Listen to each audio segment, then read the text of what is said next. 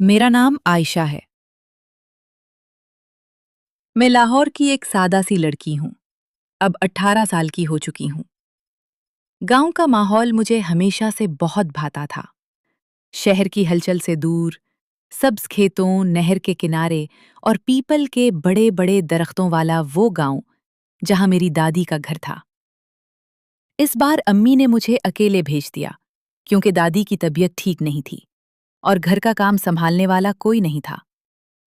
मैं 3 महीने के लिए गांव आई थी। गांव पहुंचते ही मुझे पुराना एहसास वापस आया। सुबह की ठंडी हवा, गाय भैंसों की आवाजें और गलियों में बच्चों का शोर। दादी का घर गांव के वसत में था। हमारे बिल्कुल साथ वाला घर पड़ोसी खाला अमीना का था। खाला के बेटे का नाम था बिलाल। बिलाल भाई उम्र में मुझसे 6-7 साल बड़ा था, तकरीबन 25 साल का। वो गांव में खेतों का काम देखता था। लंबा, दंदुम रंग का, मजबूत जिस्म वाला और बात करने में बहुत शरीफ। बचपन में भी हम कभी कभी खेलते थे, लेकिन अब मिलने पर शर्म सी आती थी। पहले दिन खाला अमीना ने मुझे देखकर गले लगाया। आयशा बेटी, कितनी खूबसूरत हो गई है। बिलाल, आयशा को घर दिखा दे। बिलाल मुस्कुराया और मुझे साथ वाले कमरे में ले गया, जहां कुछ पुरानी किताबें और खिलौने अब भी पड़े थे। उसकी आंखें मेरी तरफ देखते हुए कुछ देर ठहर दें। मैं शर्मा कर नीचे देखने लगी। शाम को दादी सो गईं तो मैं बरामदे में बैठी थी। बिलाल भाई बाहर से आकर मुझसे बात करने लगा। गांव कैसा लग रहा है? शहर की लड़की को यहां बोर नहीं हो जाएगा?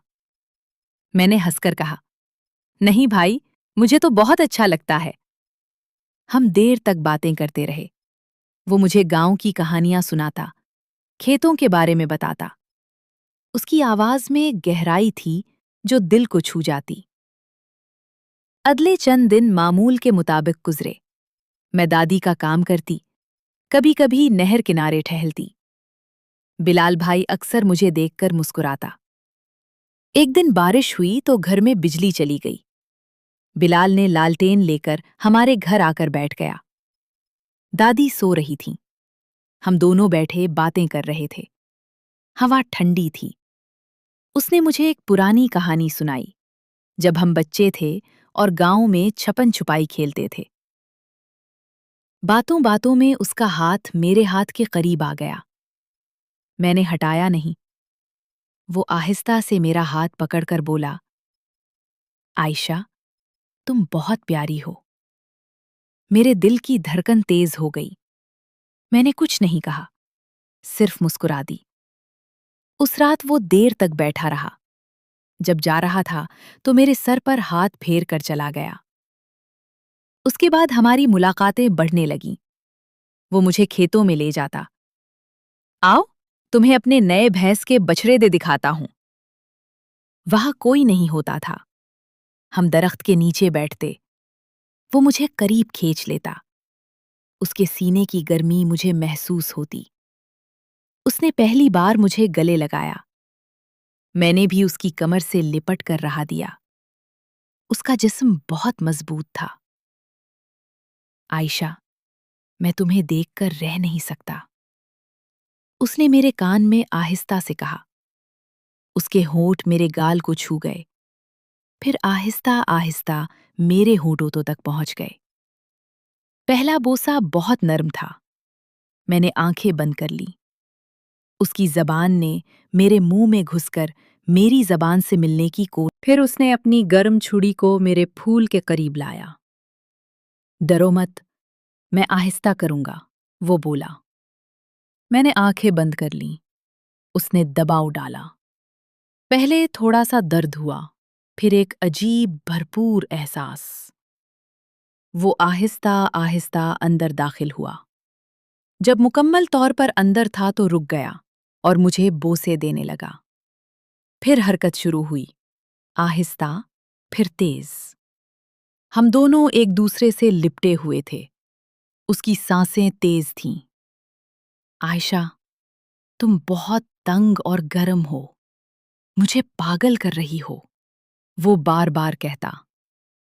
میرے منہ سے آوازیں نکل رہی تھیں جو میں روک نہیں پا رہی تھی۔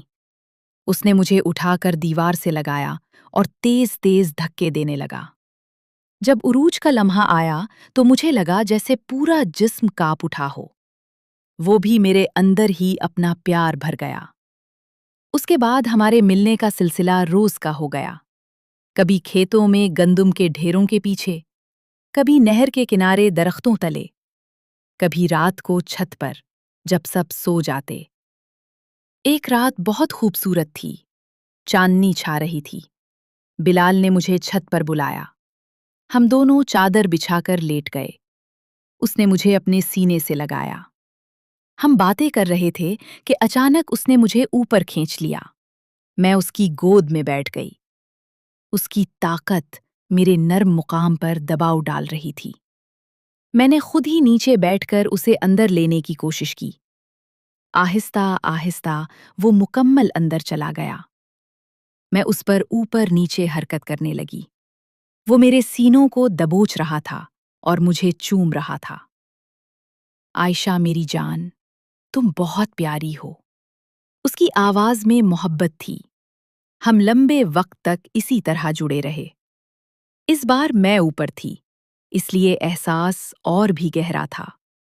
جب ہم دونوں ایک ساتھ پہنچے تو وہ مجھے سینے سے لگائے دیر تک چپکا رہا۔ ایک اور دن بارش ہو رہی تھی۔ گھر میں کوئی نہیں تھا۔ بلال نے مجھے اپنے کمرے میں بلایا۔ وہاں اس نے مجھے بستر پر لٹا دیا۔ اس بار اس نے مجھے الٹا لٹایا۔ میری پیٹھ اس کی طرف تھی۔ اس نے میرے کپڑے اتارے اور پیچھے سے مجھے چومنے لگا۔ اس کی گرم طاقت میرے پیچھے کے نرم حصے کو چھو رہی تھی۔ وہ آہستہ سے اندر داخل ہوا۔ یہ احساس بالکل نیا تھا، بہت گہرا، بہت شدید۔ وہ مجھے پیچھے سے بھرپور طریقے سے پیار کر رہا تھا۔ اس کے ہاتھ میرے سینوں اور کمر پر تھے۔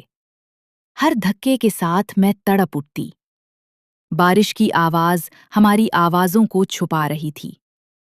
وہ تیز ہو گیا اور میں نے منہ میں تکلیا دبا لیا تاکہ چیخ نہ نکل جائے۔ جب ختم ہوا تو ہم دونوں تھک کر بستر پر گر پڑے۔ ہماری محبت صرف جسمانی نہیں تھی۔ وہ مجھے کھیتوں میں لے جا کر پھل توڑ کر کھلاتا، مجھے نہر میں تیرنا سکھاتا، رات کو کہانیاں سناتا۔ میں اس کے بغیر ایک لمحہ بھی نہیں گزار سکتی تھی۔ ایک دن ہم دور کے کھیت میں گئے جہاں کوئی نہیں آتا تھا۔ وہاں اس نے مجھے گھاس پر لٹا دیا۔ پورا دن ہم وہاں رہے۔ اس نے میرے پورے جسم کو چوما، میرے نرم پھول کو اپنی زبان سے چاٹا۔ میں نے بھی پہلی بار اس کی طاقت کو منہ میں لیا۔ وہ گرما گرم تھی، سخت اور نبض کی طرح دھڑک رہی تھی۔ میں نے اسے چوسا، چاٹا۔ وہ میرے بال پکڑ کر کراہ رہا تھا۔ پھر وہ مجھ پر آیا اور ہم گھنٹوں تک ایک دوسرے میں کھوئے رہے۔ اس طرح 3 مہینے گزر گئے۔ میرے جانے کا وقت قریب آ گیا۔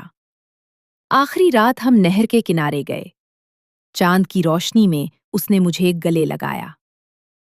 عائشہ، تم میری ہو، کبھی مت بھولنا۔ ہم نے آخری بار بہت پیار سے ایک دوسرے